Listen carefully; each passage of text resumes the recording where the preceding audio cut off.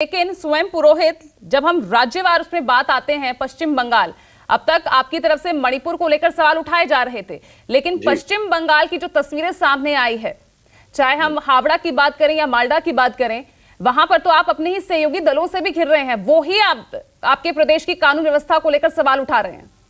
नहीं, देखिए, मैं सहयोगी दल नहीं मानता हूं अधीर रंजन चौधरी को, क्योंकि वो भारतीय जनता पार्टी के सहयोगी है।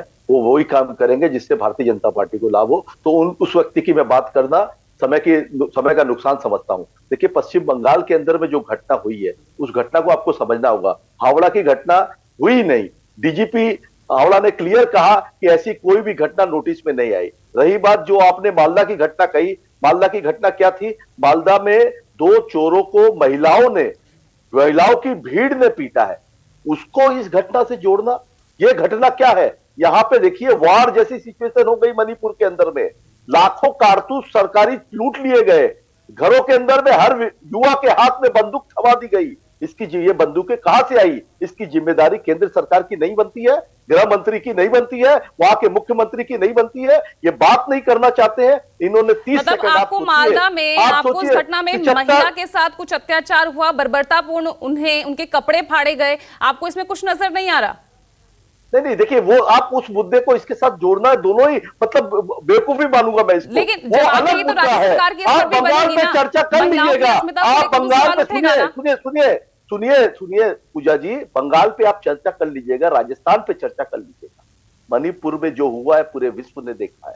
मणिपुर की जब बात करने के लिए प्रधानमंत्री 75 दिन तक उनकी गिरफ्तारी नहीं हुई। आपको यह सोचना है, बंगाल के अंदर में लॉ एंड ऑर्डर अपना काम करता है। अगर किसी ने भी कोई गलत काम किया है, संग गिरफ्तारी होती है। इस तरह की बात करना बंगाल की छवि को खराब करने के बराबर है। मगर देखिए, संसद में बहस नहीं कर रहे ये लोग। 176 और 267 के बीच में ये जो लड़ाई है, ये समझना होगा जनता को, देश की जनता को, कि आप कुछ देर में बात करके दबा देना चाहते हैं मैटर को, क्योंकि सच्चाई सामने आ जाएगी अगर बहस होगी। देखिए, जितने स्वयं पुरोहित जी, ये तो वीडियोस सामने आ रहे हैं, तो हमें पता चल रहा है कि किस तरह की जघन्य अपराधियां हो रही हैं। महिलाओं का उत्पीड़न किसी भी राज्य में, केस के किसी भी कोने में नहीं होना चाहिए महिलाओं का। मगर एक राज्य को गृह युद्ध के बीच में छोड़ दिया गया। उस राज्य की जिम्मेदारी हमारे देश का हिस्सा है। वो राज्य, वो कोई किसी और देश का हिस्सा नहीं है। उसके बारे में हमारे देश की संसद में बात नहीं होगी तो कहां होगी? पाकिस्तान की संसद में बात होगी, उसकी चाइना की संसद में बात होगी।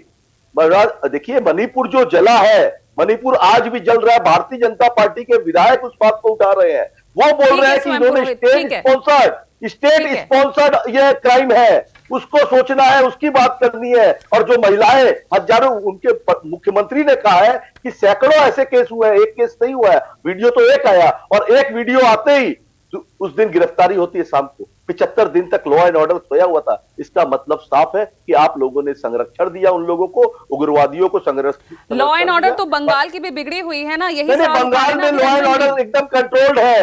ये आप छवि खराब करने के लिए मीडिया को देखिए, आप प्रधानमंत्री की लाइन बोल रही है। प्रधानमंत्री नहीं, मैं तो अधीर रंजन का बयान बोल रही हूँ, मैं कुछ नहीं बोल रही हूँ। Adhir Ranjan Chowdhury is the part of Bharatiya Janata party. स्तर पर एक साथ है ना, बहुत जल्दी आपको देखने मिलेगा।